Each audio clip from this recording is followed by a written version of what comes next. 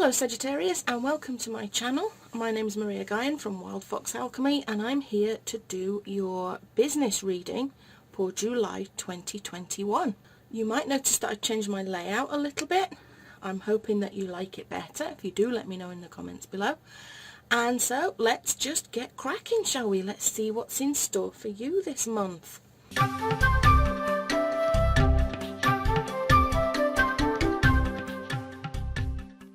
I've started the reading with a Work Your Light card from Rebecca Campbell, and we have Align Your Life.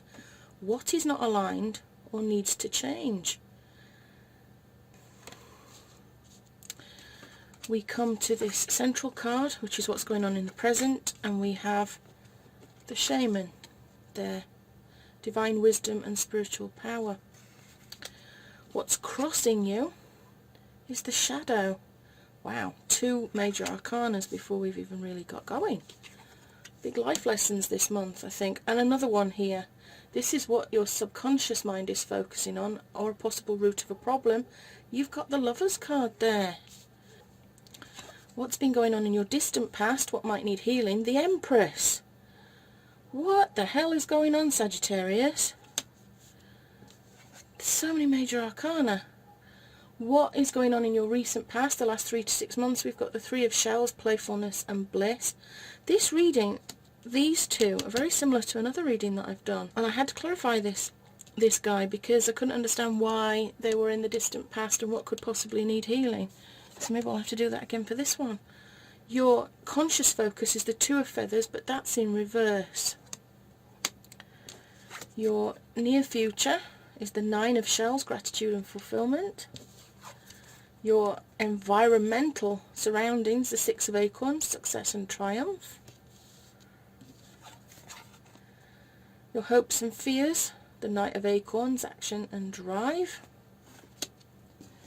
And the potential outcome, we have the King of Feathers, logic and justice. King of Feathers is a great card to get out because this is a really good sort of business mindset. So that's an excellent card. So where do we start? We start with, and then finally we've got your spirit animal card, which is Flamingo Spirit. That also came out. Now it was either Virgo or Aquarius, I can't remember which one, but that came out there as well. The readings, it's been really interesting this month because a lot of the readings have been quite similar. There's been a lot of transformation, a lot of change. Some real big blocks, mindset blocks, have been coming to the surface for a lot of people. So they've been really good, healing, encouraging readings actually. So we start with Align Your Life, and I'm going to just see what Rebecca says because she has such beautiful words, and I don't want to use my words to, my words are just not good enough. It's not the same. So Align Your Life. What is not aligned or needs to change? What in your life is no longer in alignment with who you truly are?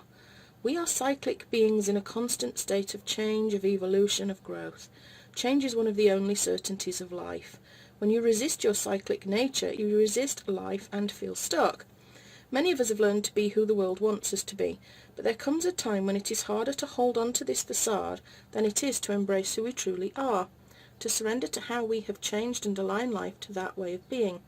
If you pulled this card, you are being called to let go of who you once were, or the things that you once defined yourself by, a job, relationship, or a mask you wore, to embrace who you truly are now, to courageously step into the person that you came here to be in full authenticity, to embrace your weirdness and your uniqueness.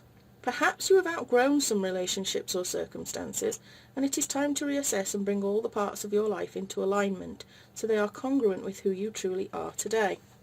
Like I said before, Sag, it's a big month this month, and I don't know whether it's all related to the eclipses that we had in June, but there's a lot of transformation and a lot of moving forward into being who you really are and letting go of the fears. This particular card with the Flamingo Spirit there, about embracing the in-between, and that card talks of you being in a place that's not quite where you want to be yet. So it could be that, you've started your business and your aim is to to be uber successful, to be running retreats or, you know, doing really amazing things, or to be very well known. But you're not there yet. You're at that position where nobody really knows who you are. Your products and services are perhaps new. But this card is saying about embracing that little bit, that bit of time in between where you are now and where you want to be, and using it because it's very valuable. And I think this message is about using that time to align your life, to be authentic, to be congruent towards who you are. Because these days, it's not enough, you know, to just start a business and do what you want. Times have changed a great deal, and authenticity is huge. I was reading about some studies the other day that, you know, people want to know who's behind the business, and they want to know that your reasons for being in business are genuine, that you're not just there to take people's money, that you are actually there to be of service, that you do some good in the world. Social entrepreneurs are particularly popular, where you buy something and then the entrepreneur gives back to society in some way.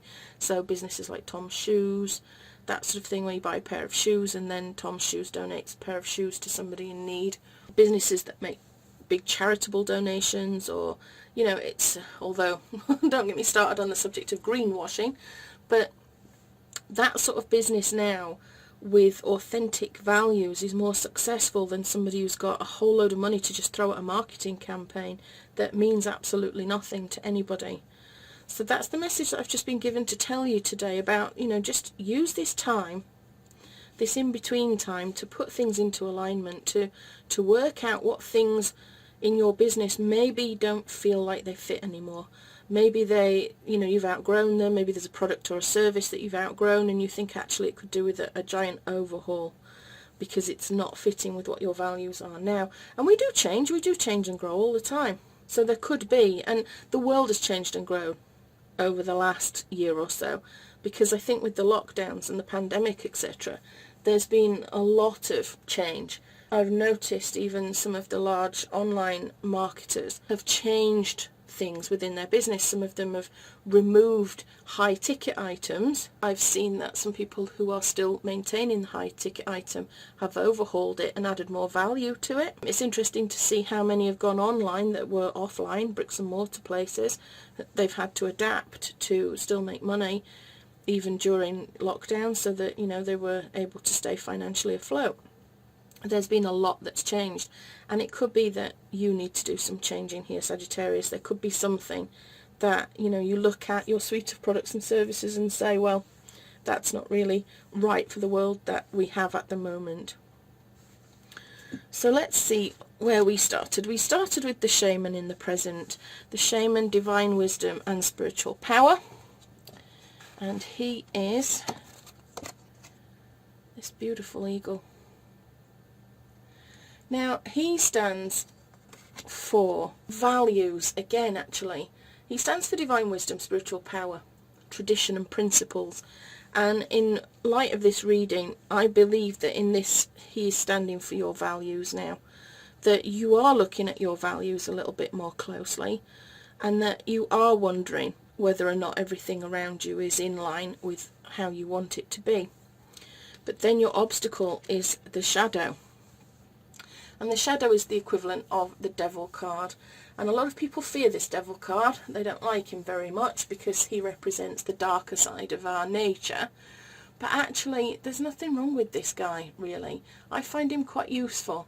He is really representing things like materialism, ambition, strong desire, being controlling to an extent, addiction to stuff. And I do wonder whether you have these values, but in this particular reading, this is about material things. You want to follow your values, but you wonder whether you can be following those values and having the ambition to earn a lot of money. And I just want to say to you now that spirituality and taking money, there's so many myths and all sorts around it, money blocks around it, about how you can't be doing good in the world if you're actually taking money from somebody. But you really have to look at it, that money is just energy. It's an exchange of energy. And the other thing that I always think is, if you make money from your work, and a lot of healers and tarot readers and stuff, I heard somebody the other day saying that they give all their tarot readings away for free because it's not a gift unless you give it away for free. And that really riled me up a little bit, because we all have to eat. We all have to take care of our families. And if this is your gift or talent, then why should you not use it to provide for your family? I don't think that gifts should be treated as something to just throw away, because if you just give them away, if you just give yourself away and your products and services away, people don't value them. I always remember years ago I had a riding school, and I specialised in what we called equine facilitated learning, and I would bring children with autism into my riding stables and we would do therapeutic work with them. And for one reason or another I decided that there were a lot of kids out there who couldn't afford to come and have these sessions, and so I decided I would do some for free. And it was one of the biggest mistakes I've ever made in my life. People would book it and then not turn up. People would book it, turn up late, and then expect me to run into the next person's appointment so that they could have their full session. People just treated me like nothing. And they did not value what I was giving away. And even when I decided to charge a token fee, and I decided to charge a token fee of about £5, 5 UK pounds, they still did the same thing. The people that paid in full for the sessions never ever treated me that way. They valued what I was giving them. And I feel in a lot of respects, business is about that. And if you're a Reiki healer, if you are a medium, if you are a tarot card reader, if you are a coach, whatever it is that you do, and even therapists, you know, I mean, I felt upset asking people for money to treat them for depression. And I felt bad about it because a lot of depressed people are out of work, they don't have a lot of money. Sometimes that is actually the root of their depression, the fact that they have insecurity around finances. And I felt bad charging. I was made to feel quite bad. You know, I should be out there helping all these people with depression for nothing because, you know, I have this ability to help people, and why am I charging so much money? And that can be really difficult for us as business owners. So I don't want you to feel guilty about asking for money. I do think that it is okay to want money, and good money as well. The truth of the matter is that women will change the world. Women are more compassionate, they're more likely to give back, so there's no harm in you actually going out there and earning substantial amounts of money to go out and put into the economy, to put into charities, you know, whatever it is. Money blocks are such a big thing, but let go of that money block, really, seriously. Right, the end of rant. So the root of your problem, what's going on in your subconscious mind, we have the Lovers card. These two wolves here, choice and trust. I think there's a two-edged sword here. I feel like perhaps you don't trust your decisions, perhaps you don't trust yourself. This decision you've made to bring yourself into alignment but still want the material side of things, I wonder if you're a bit conflicted here over that, because you feel like you perhaps shouldn't be doing this sort of stuff.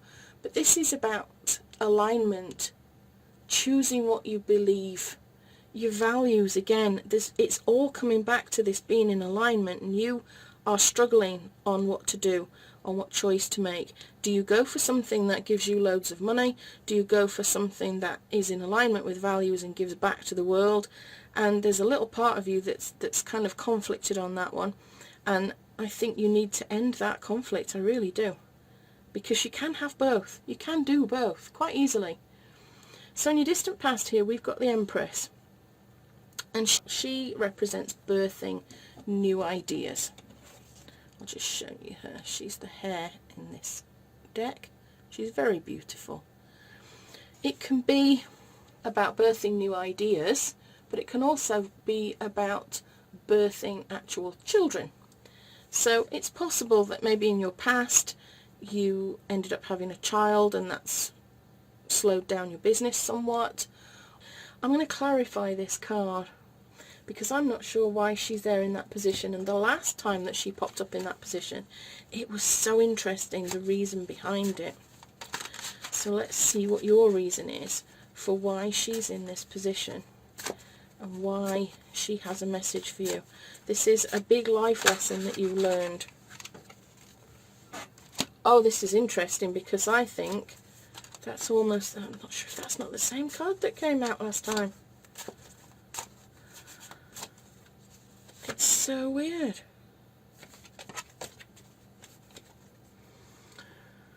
I was going to go again, but Spirit said no, I didn't need to.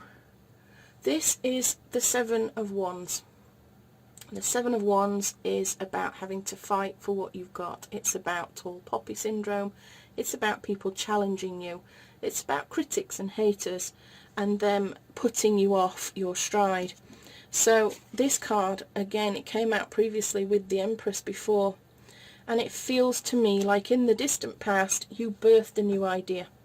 You created something new, and it was truly beautiful, and you loved it. You really loved it, and it could even have brought you a lot of abundance. It could have been connected with nature in some way, healing or, you know, ecotherapy, that sort of thing. And then we have this Seven of Swords, which tells me that you were criticised, you were trolled, maybe you were just doxed, or whatever the hell it is they call it that goes on social media, where people just, you know, you build something up and people rip you apart. They take umbrage against you for whatever reason, and suddenly you find yourself the most hated person on the internet. Now, it could be as extreme as that, or it could just be that people started being nasty towards you, or they didn't understand what it was you were doing, and they started to criticise and troll you a little bit, and it knocks your confidence. Without a doubt, it knocks your confidence. You think it's easy to just let all that stuff go, and it's not, is it? It can be very, very hurtful. So I feel like this past issue could be why you're struggling a little bit as well with this, bringing your business into alignment with who you are and what you want to do, because if you were criticised in the past over it, you don't want to set yourself up for that. You don't really feel like it's something that you want to go through again, and that's totally understandable. In the recent past, we've got the Three of Shells, playfulness and bliss, and this is something that represents social groups, friends, celebrations and good times. And this is a really apt card to come out when people are coming out of lockdown a little bit more. People are allowed to mingle and have a good time again. And it's mattered so much to a lot of us, this isolation. It's been terrifying, and now we're able to come out of that isolation a little bit and to mix with friends again. And so I feel that's really what this card represents, some happiness that, you know, things are starting to turn back to normal for you. So what are we consciously focusing on, Sagittarius? You're concentrating on the Two of Feathers, but it's in reverse. I didn't used to read reverse cards, but then I feel like it's better to have the whole picture of what is going on. This is about decisions and direction and making choices and facing fears. And so I wonder whether consciously, again, you know, you've got this subconscious wanting to make choices, and you've got your conscious mind. So your conscious mind is actually very much in agreement with your subconscious mind, which, if you look there, we've got, I'm not sure what he is, I think he's a lizard. Decisions and direction. Sometimes I find that these two are in conflict, and it's very easy for the subconscious mind and the conscious mind to be in disagreement, and they either cancel each other out, or the subconscious totally undermines the conscious mind, and it can cause, you know, quite a bit of tension and stress within. In this particular reading, these are matching. You have the choices to make, but you're indecisive. You don't know which way to go. So in the near future, we've got the Nine of Shells, and this is, you're almost going to be there. There's a satisfaction and contentment. You're going to feel grateful. It's the wish card, actually, this one, and it's about emotional growth and happiness. So actually what you need to do is make these decisions. So what I'm going to do is I'm going to clarify those two cards, this love card and the Two of Feathers in reverse, because they're telling me the same thing, that there's conflict here. What does Sagittarius need to do to end this conflict, this inner conflict, so that they can get to this Nine of Shells wish card? Please, Spirit, what do they need to do? Whoa, got a jumper. I may have to go again, but we'll start there. So this subconscious one is the mother of fire, the Madres. The Madres are the queens. I feel like this is the Madre of fire, the time card. And this is about vitality and love. So we've got love again. And the message that I think Spirit is giving you here is that in order to make your choice, you have to put the people that you serve into the mix. So it's not just about whether you're in alignment or not with your values, because obviously that's important. You do need to be in line with your values. But I feel like you need to give consideration to who it is you're serving and how those values are of service to others. And that might help you make your decision on what you want to do. Who is your target market? Who is the person that you really want to serve? And how can you sort that out? This is representative of somebody who's kind of the life and soul of the party. Somebody who invites everybody round for tea, or, you know, to share in stuff. She's very passionate. She's very, very creative.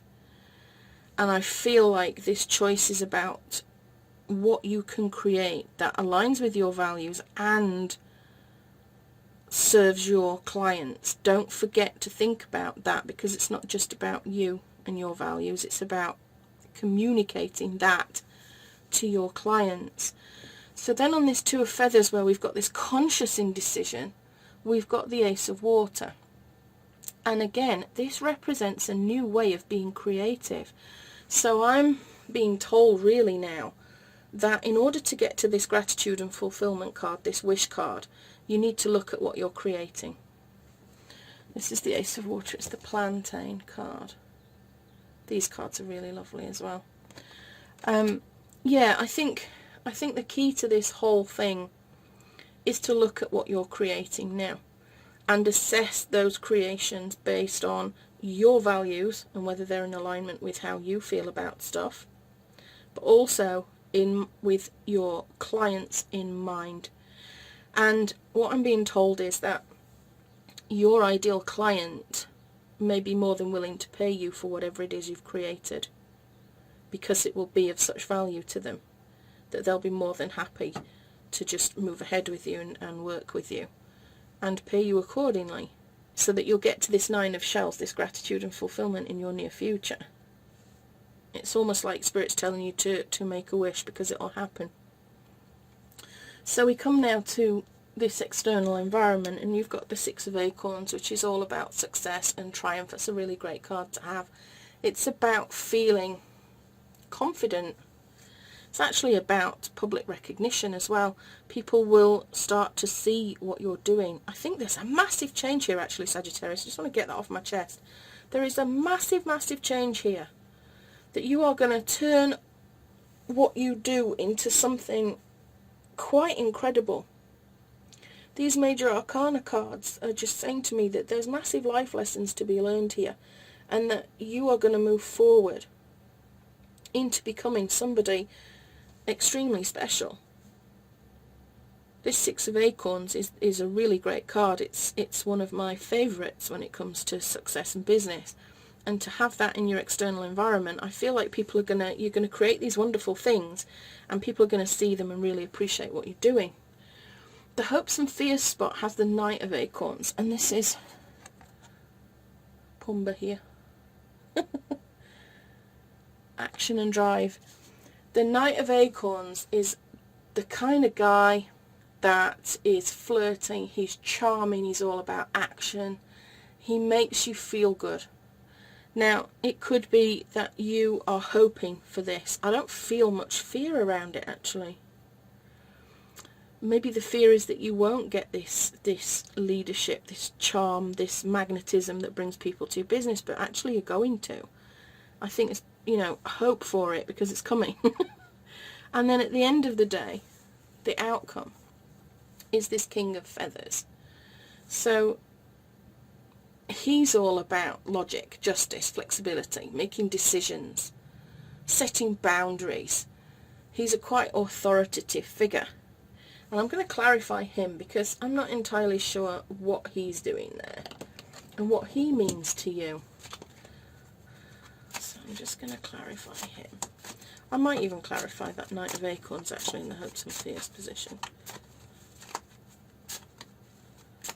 Just to see what we get.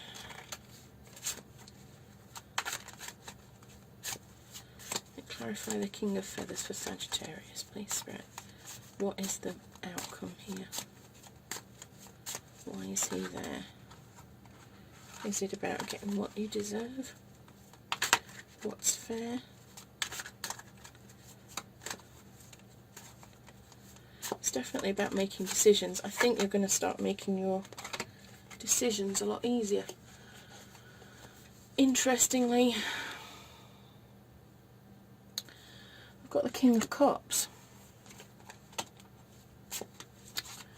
And he's about controlling emotions and constructive energy. Not entirely sure why he's there. I've got the Two of Wands. The Two of Wands is about you planning, getting out of your comfort zone, looking out. You see this guy, there he is, he's standing looking out at the world, at everything that's going on, what comes next. So, okay, let's clarify this Knight of Acorns and see if there's any extra messages here about the hopes and fears side of this.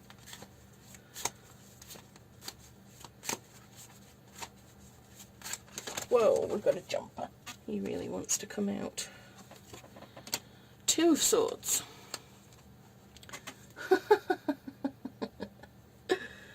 Oh dear. And we're back to this decisions. Which way to choose? Which way do we go? Hopes and fears, this is it again. You're fearing making the wrong decisions. You are worried about going off on one, taking a lot of action, and it being in the wrong direction. Maybe that's what's happened to you before. You've gone in the wrong direction and then you've had to pull right back and start again. But I feel very much like this King of Feathers, King of Cups, Two of Wands. You're definitely looking at leadership and being decisive. And I think it just brings us back to this. What do you want to create? You've got this decision to make. You need to look at it from the perspective of what do you want to create? What do your clients want from you? How can you best serve them? And to let go of this fear of money, this money block that's kind of stopping you, because I think you feel like you can't have spirituality and money, or a gift and money, or maybe that you don't value yourself enough. Because if you birth something really amazing and people were mean about it, maybe they said to you, oh, you're too expensive, we can't afford you, and that's undermined your confidence, so that you're thinking, well, you know, I need to do this at a knockdown price, but then I can't afford to live. Is it worth me even doing this work? I'm burning myself out. For what? You know, I'm not making any money. I'm struggling to survive. Yeah, you need to be strong about making these decisions. Bring them into alignment with who you are and what you want your business to look like. I would suggest that you go and have a look at my perfect day exercise. There's a video on my YouTube channel, and it'll probably link at the end of this video to it. Have a look at it. It takes some time over it. It seems a little bit silly, and it seems a little bit trite, I suppose the word would be, but it can actually bring up some really good insights into what you want your business to look like, what you want your life to look like, so that you can bring your business into alignment with your life and what you want, and make the right choices to start the right business. And then I think you need to be looking at who your clients are. Who is your ideal client? And start to create things that suit the two things where they converge.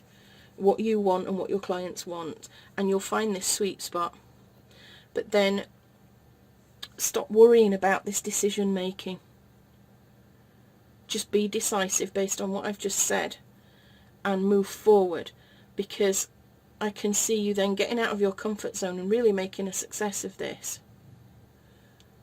You are a natural leader, I feel, and this indecision is kind of holding you back. I also feel like it's not a big problem for you to collaborate and have a chat with other people about where you think you might need to go with this as well. Talk to people about it. Talk to your existing clients maybe. Talk to, trusted people. Hire yourself a coach, because I do feel like you need to make these decisions, and sometimes you just need to process the decisions you need to make. I'm a great verbal processor, and sometimes just by talking to somebody about the choices that I need to make, it clarifies it all in my mind. I start thinking, as I talk, I start to see what sounds sensible and what sounds a bit stupid. And and then I start to realise, oh, that was a bit of a bad decision and I'll not go with that. So I'm going to leave it there, Sagittarius. Please do leave a comment below and tell me what's going on in your business. What are you indecisive about? What do you need a decision on? And, if you like, we can always do a private reading together and get to the bottom of whatever your problem is and help you to make the decisions that you need to make. So I'm going to sign out now. This is Maria Gynes saying goodbye for July 2021, and I will see you soon, Sagittarius. Have a great month.